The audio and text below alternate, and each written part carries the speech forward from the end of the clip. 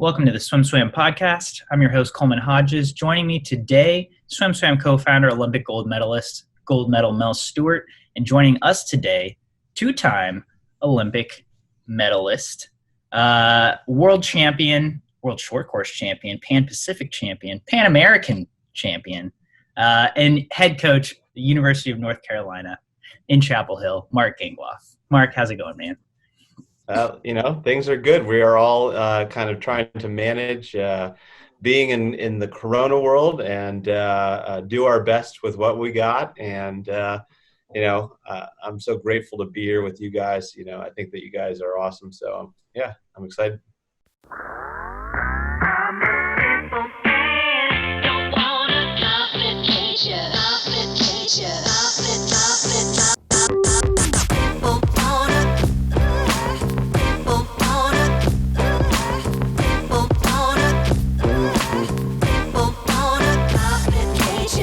At the start of this, I told everybody that I was going to stay in the background just because I wanted to check in with Mark, because I love Mark. I love his wife.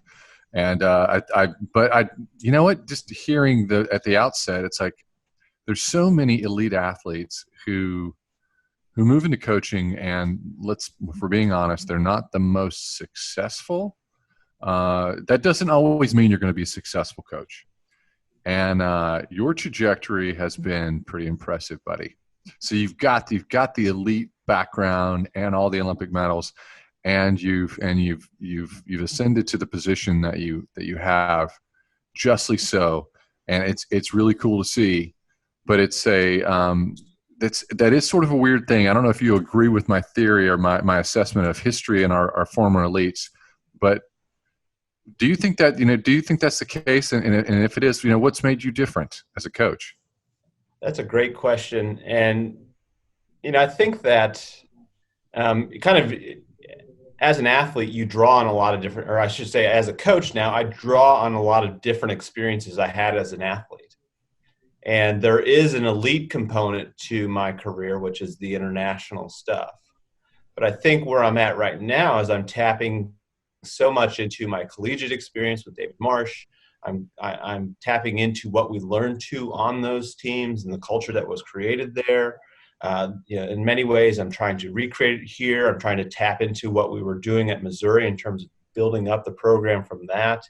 And so I think that, and then also, now that I'm coaching a person like Michael Chadwick here, I'm tapping into my experiences as an international. So I think that you just have to kind of pick and choose from which bucket that you're able to speak to.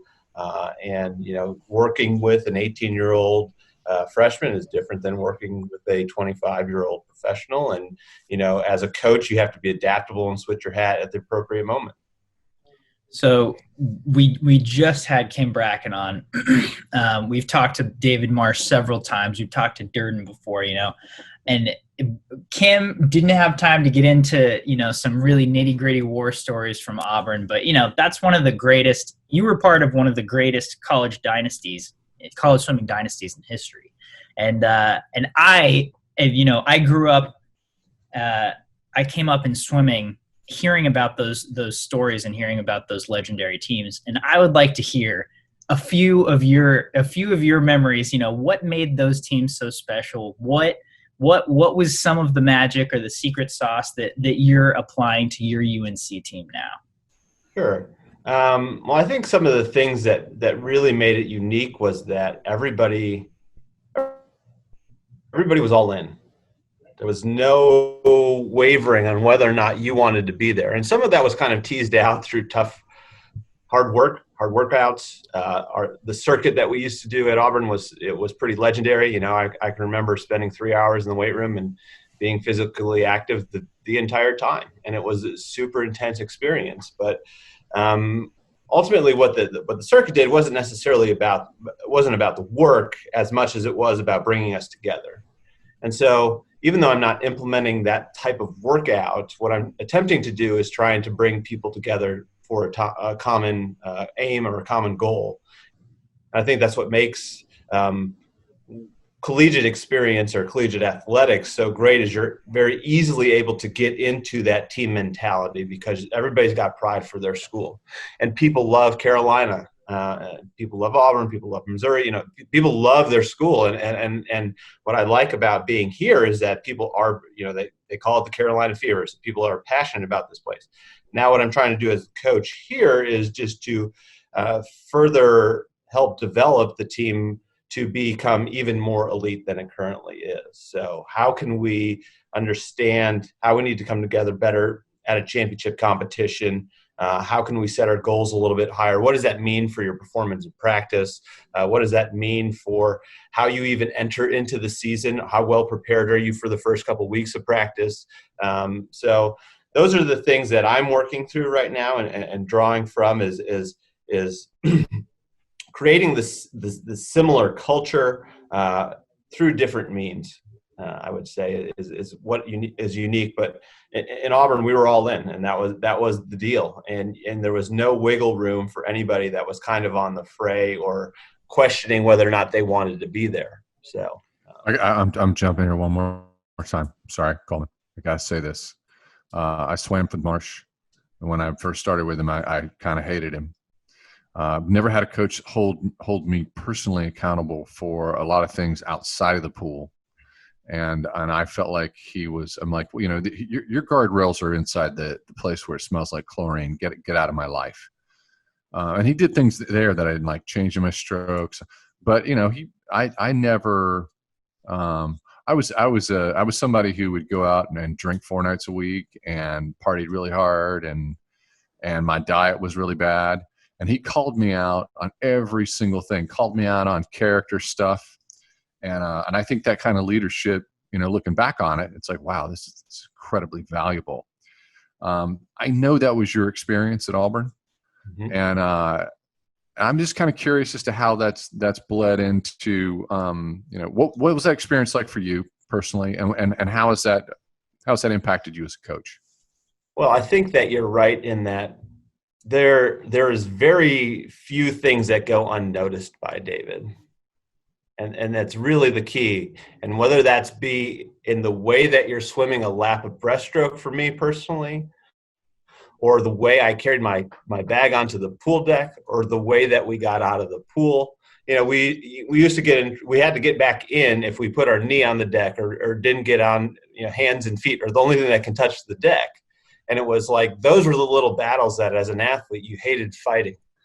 But, in retrospect, it was genius. It was the things that you needed to do because you paid attention to every single thing that you're doing. You couldn't take the elevator unless you were on taper. You had to take the stairs. If you had to take, like all these things I can remember. And so I think that I do believe now as a coach, I have an eye for detail. I kind of teach through progression similar to David does. And I don't try and overcomplicate a stroke, or I try and really, focus singularly on one component of the stroke as I'm teaching. I am trying to implement some similar things from a team dynamic that he did as well. But I think that the biggest thing is you have to be mindful of what you're doing all the time and how it does matter. Every little thing does matter. And if you want to be elite, you'll pay attention to those things and you'll change whatever you need to in order to be successful. So you mentioned the circuit earlier. And I didn't know that was a thing at Auburn. I've heard of it. I've heard of Durden doing it at Cal. I think it's like the first 6 weeks of the season, every Saturday. It's like you said, it's this excruciating dryland circuit, and it's not really about what you're doing. It's about bonding with the team and kind of getting everyone to buy into what you're doing. Would you mind going into a little more detail about how Marsh introduced, or how you were introduced to the circuit at Auburn and what it looked like? Again, I think it's like the first 6 weeks at Cal. What was it for you guys? Sure. So, kind of another way David, is kind of a genius is in the way that he runs the program. And he kind of gave all of the dry land, all of the weightlifting, and all of the circuit to Brian Karkoska. His name was PK, and he was our strength coach.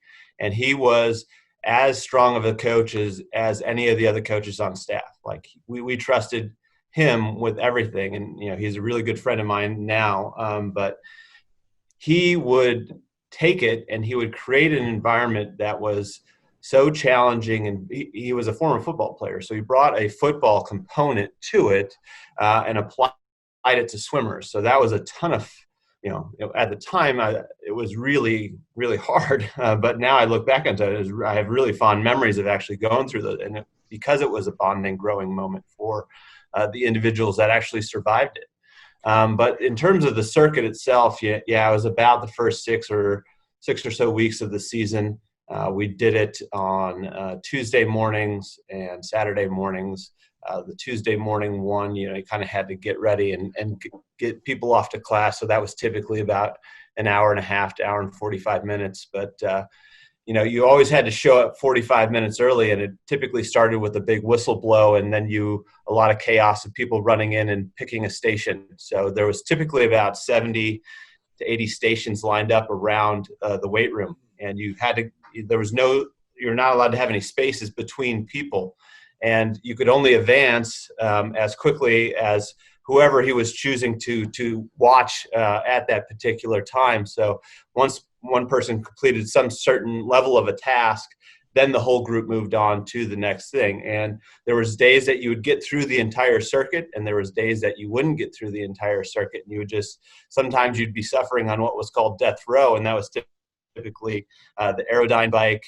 You had to do reverse the stair stepper. We had this thing called the UB machine. So, if you see it in a PT office, it's upper body aerogmer. But he would have certain standards that you'd have to hit. It had little dials on it, and he would turn the dials up. And it was so intense. And again, I keep now only think of it as fun, but at the time it was really, really hard. There was times where we had to do jump rope. And if you didn't complete 60 or 90 jumps without breaking, then you couldn't move on. So you had to do all of your jumps in a row. So it was really this mixture of a physical, and that physically isn't that hard, but mentally, like that will break you down. So if you're at jump 49 and you screw up, the whole group doesn't move on, and you start it over. And that was the other hard thing is sometimes you'd get 40 or 50 stations in through the circuit, and you start the entire thing over. Some athletes aren't coordinated, and some people screw it up all the time. So just call them out. Go ahead and call them out. I know that you're a head coach of a big D1 program, but be a real man and call out those people who screwed it up. Just say it right here. Drop it on the podcast. I can't. Well, everybody screwed up. And the thing is PK would find you, and he'd find a way to make you screw up, and that was kind of the fun part of it. It was nobody was safe within the circuit. So again, that was, I think that's also where Marsh kind of got a reputation of being this awesome sprint coach. There were so many talented speedsters coming out of Auburn at that time. Once you guys actually got into the water, what was a practice looking like for you? Maybe just for you personally, what was your training like when you were swimming there? Well, part of my training, I'll say this, that, when I went to school was kind of the evolution. We were really moving and evolving out of traditional volume training. And so there was plenty of that when I was still there. I did a 13,000 meter workout when I was at Auburn. It's not as if we didn't do the old school stuff sometimes, but we also kind of transit, but this was also at the same time that Dave Durden came to the program. So he brought a lot of Salo with him. And that was a fun thing because he was coming directly from Irvine. So that was a way in which the program has naturally evolved. But for me personally, our big thing was you got to score in 3 events. If you're not scoring in all 3 of your events, then you're not serving the team as well as you can, because that means you're not maximizing your point total at the end of the year. So I spent a lot of time, my freshman year, I spent a lot of time actually in backstroke group because it was my weak stroke. And if I wanted it to ever be an NCAA scorer at 200 IM, or even 400 IM. I trained a little bit of 400 IM my freshman year. I was in the backstroke group, but I would consider most of my training middle distance. I could handle a decent amount of volume. I could do a decent amount of aerobic conditioning. And it wasn't until about my junior year that I would say that my focus transitioned more to breaststroke excellence. And in my freshman year, I should say my sophomore year, I did a good amount of breaststroke group, but I would say my training was still more middle distance. And then I kind of would transition as the season went on. I'd do a little bit more. Every once in a while, I'll get put in the sprint group, or my sets would decrease in volume and increase in intensity. Mark Gangloff rewriting history, claiming he did a 13,000-meter practice. I just want to call it out. I'm sure you did. I'm sure you did. I'm sure you did. Because David would do that kind of stuff. He would change it up. He would force people into uncomfortable places, and I'm glad to know that you suffered, Mark. I did. So was there someone there? Maybe it was you. I'm curious. Was there someone there who would just do insane things in practice that you had never seen before? Yeah, Maggie Bowen is a person that comes to mind. Yeah, Maggie was a phenomenal athlete. One day we were doing a pretty high performance set. We were doing 4 efforts on 8 minutes. I was in the 100 IM group. People that did 400 IM were in the 200 IM group. And these were all from a push. And there's different points, different years we had different standards. So one of the standards that year we had was on freestyle turns, you had to take 2 hand hits on the way in with no breath and 3 hand hits on the way off the wall with no breath. So you take a breath and you have to go 1, 2, and then you could do your flip. And then you had to take 3 hand hits off the wall, 1, 2, 3 before you could breathe. And additionally, you had to kick out past 7.5 meters, which was the 15-meter mark from the other end. Basically, you had to you couldn't just come up after the flags and not do any kick out. So we had these standards in place. Maggie and the whole team had to do them no matter what. But Maggie that particular day went 2 minutes, 159, 158, 158, and 200 IMs from a push. Yeah, forcing you again, hearing that, forcing you into focusing, thinking, being present always. Because I think the difference, we all know the difference between good and great is the athletes who are thinking all the time. They're always present in mind. They're always engaged. But wow, to think that you had to do all these, that's a lot of hurdles. It's a lot of hoops you have to jump through. And with these huge efforts.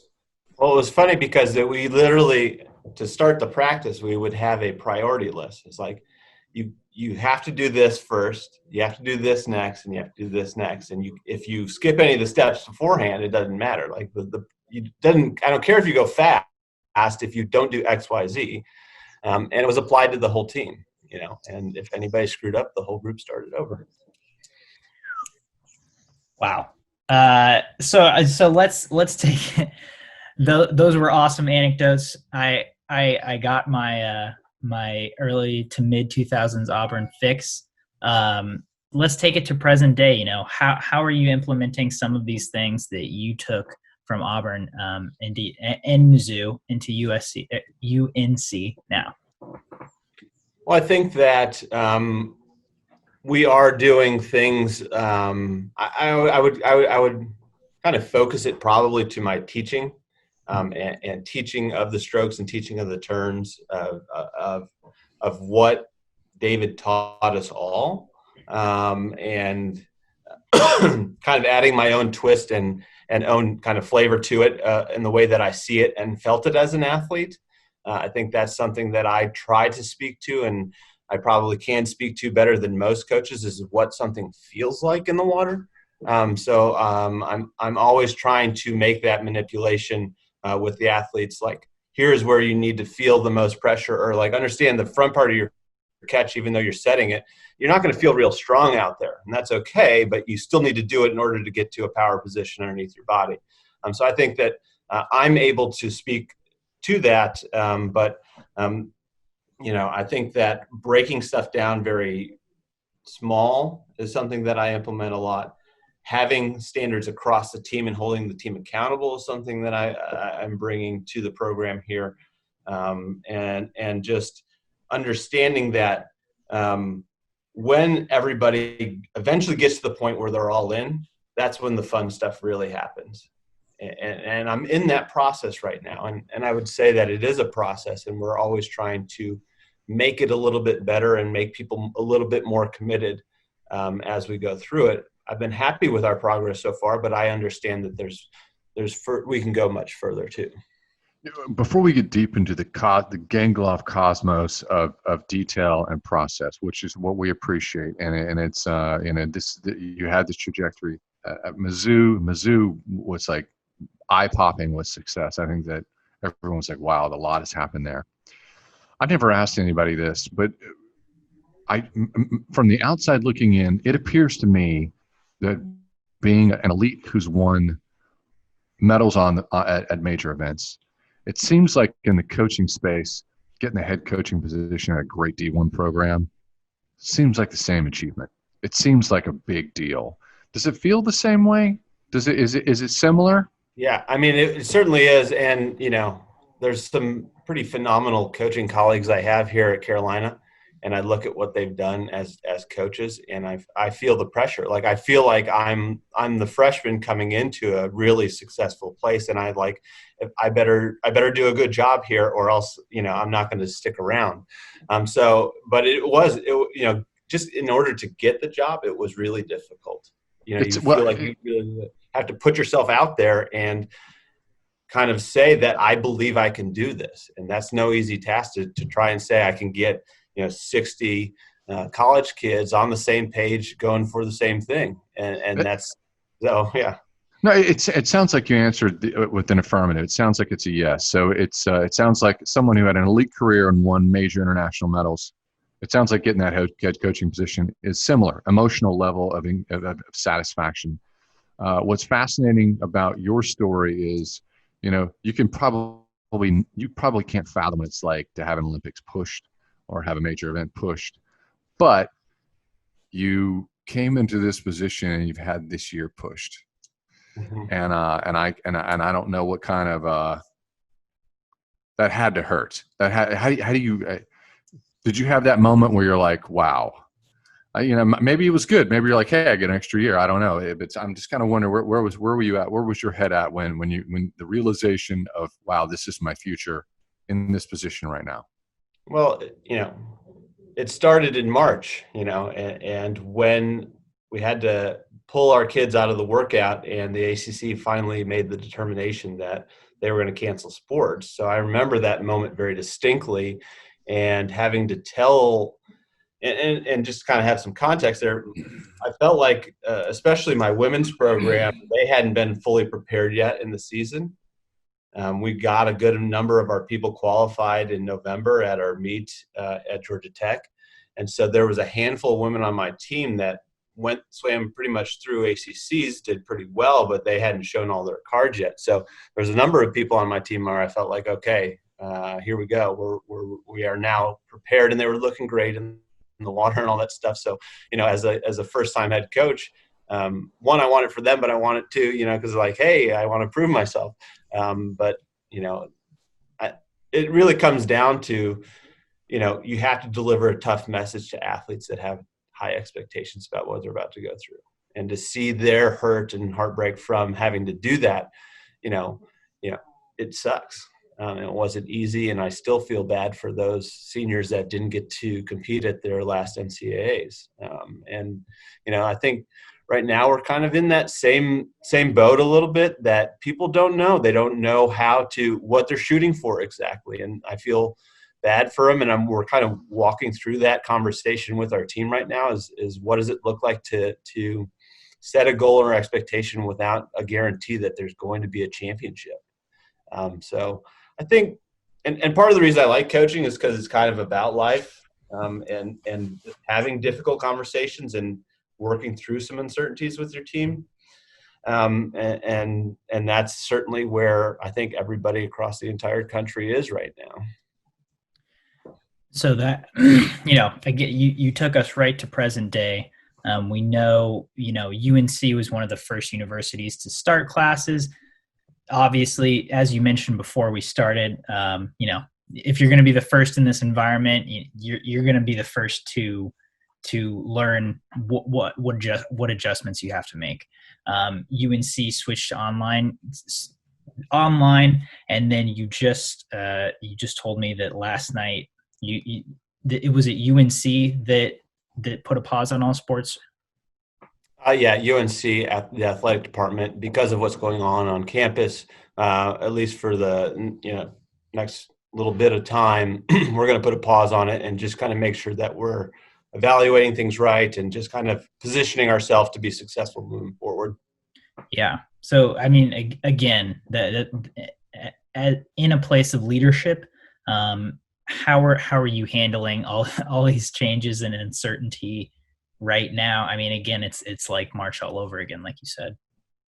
Well, I think the number one thing that you have to do is to be as clear as you can with your message and what you know, and to be transparent with the student athletes and say, hey, this is going on.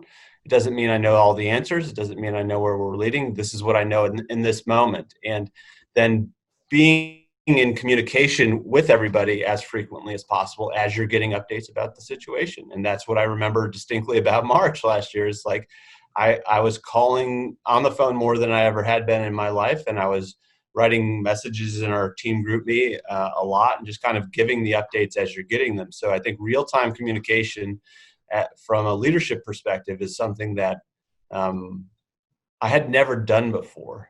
Certainly not to this level. Is this kind of, all right, I need to be on top of my game. I need to be reaching out to my administrators to make sure that the details that I'm sending out are correct.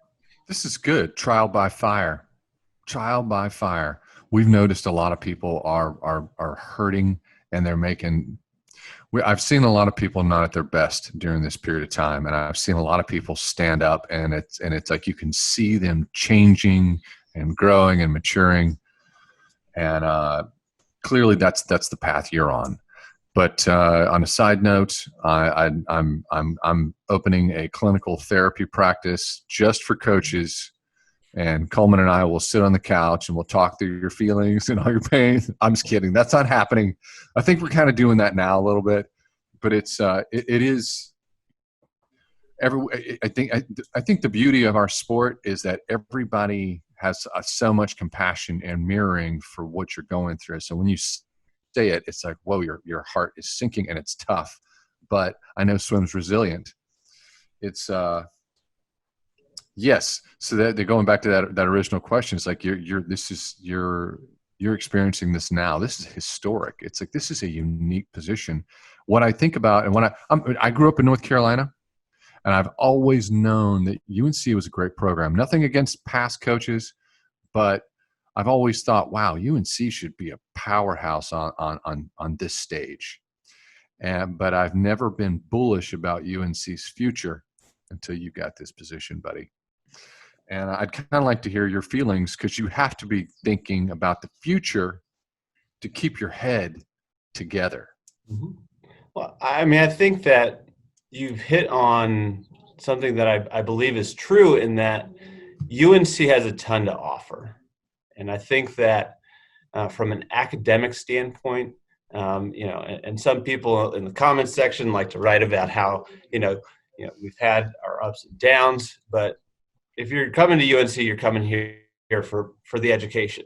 And it is a big deal to get a UNC education. I am constantly talking about that in my conversations with recruits, and it is a pull. So as a coach, it's actually something that's a great resource for me, is to be able to say, hey, if you're going into the business school, this is you're going to be set up really nicely. If you're going in the medical field, this is a perfect place for you to be, and to be able to paint the picture for people, how this degree is going to set them up has been really great for me. And I think one of the things that's appealing about the job is that the school has these things. And it also has this legacy of excellence within the athletic department. Anson Dorrance has won 22 national titles with our women's soccer program. Karen Shelton has won 7 or 8 national titles with our women's field hockey team. I don't think they've lost a game since they built their new stadium. So it's almost a season and a half in which they haven't lost a game. And that's what I mean by kind of earlier in the conversation about the pressure of being a coach here. It is, and I'm not saying it in a bad way, but though if you're going to a head coaches meeting and you're sitting next to people like this, like you better be on your game and kind of striving for your best. And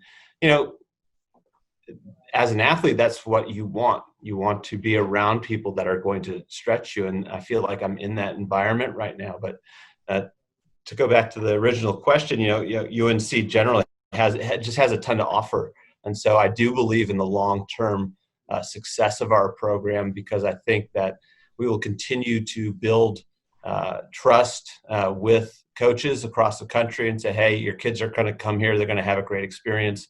They're going to get a lot faster when they're here.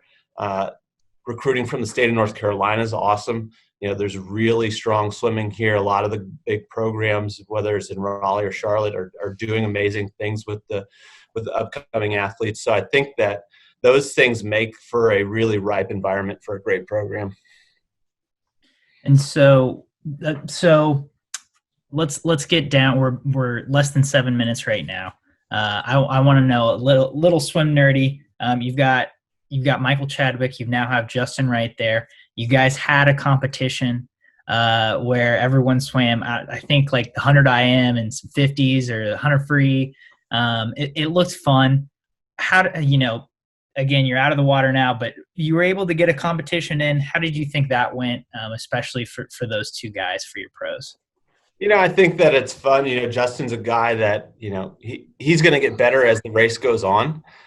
So, his best half was an even swim in his 100 butterfly. So, I kind of looked to that. But, for me, I'm brand new to coaching him too. So just kind of seeing that he has some speed and has some underwater. So in my conversations with him after that was over, it was like, all right, I need to see a little bit more of that in practice because I now know you got it. So for me, it's a little bit of exploration with Justin, having worked with Michael for it's funny because Michael was, he was my first recruit to the University of Missouri that I ever got. First person I even called.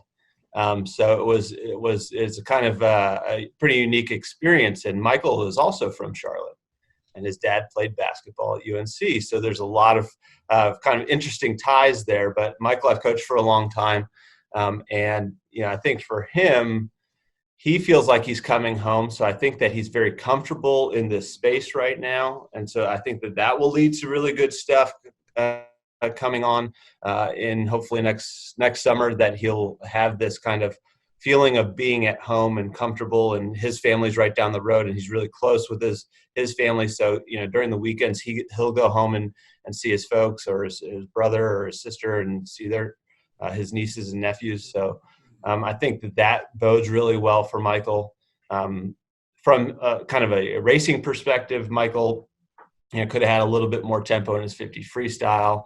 But that's indicative of the training that we're doing right now. We haven't hit a bunch of speed work, so I don't expect him to be super sharp at the moment. So I think, again, kind of, and we're dealing with, we're just kind of getting back into the university pool too. So we were training kind of at an outdoor pool before, we were making do with what we had, and now we're really starting to reintegrate into what I think will continue to lead to more higher performance practices probably. I think that we will get into more specific types of training, away from the general, away from getting in shape. We can do more fun stuff like that. So it was really to knock the cobwebs off, and I think we did that. Mel, you got any parting thoughts for Mark? I love North Carolina. And I want to press this button one more time. My entire development as a swimmer was in that state. I'm biased. Tar Heel it is like a religion in that state. And I always wondered what would happen with the right talent and a coach married to that program, leading that program. And I remember the excitement when I heard that you were getting the position, I'm like, okay, this is happening. If you're a recruiter, we're down to 3 minutes. It really does come down to confidence from your swim parents. It's their child. You got to convince them of what you have to offer. What's that takeaway? What's that closing thought that for parents when it's like, or the swimmer, you need to come be a Tar Heel? Sure. A few things. One, and Mac Brown says this all the time. This isn't a 4-year decision. This is a 40-year decision. And I'll go ahead and just take that from him and use it, because I do think that that's true. I think that you come to Carolina and you're going to be setting yourself up for a really bright future. And more specifically for my program, if you want to get elite level education, elite level athletic experience, and you want to see how much of kind of your talent and your capabilities, you want to squeeze that, wring that towel out, that's what I'm going to try and do for you here. I really want people to come to this program for excellence, and understand that as a coach, I'm going to kind of walk through any difficult times that you may be having, but for us, we're going to try and see what we can do in our sport and push ourselves as hard as we can. And that's that's what we're selling is something that is a long-term vision for you as a person, and hopefully the athletic portion works out really well for you too.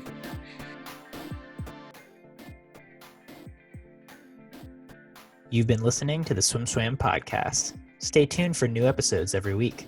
You can take SwimSwam podcast on the go by subscribing on your favorite podcast platform. Look for links in the description below, and be sure to subscribe to our YouTube channel for more videos as well.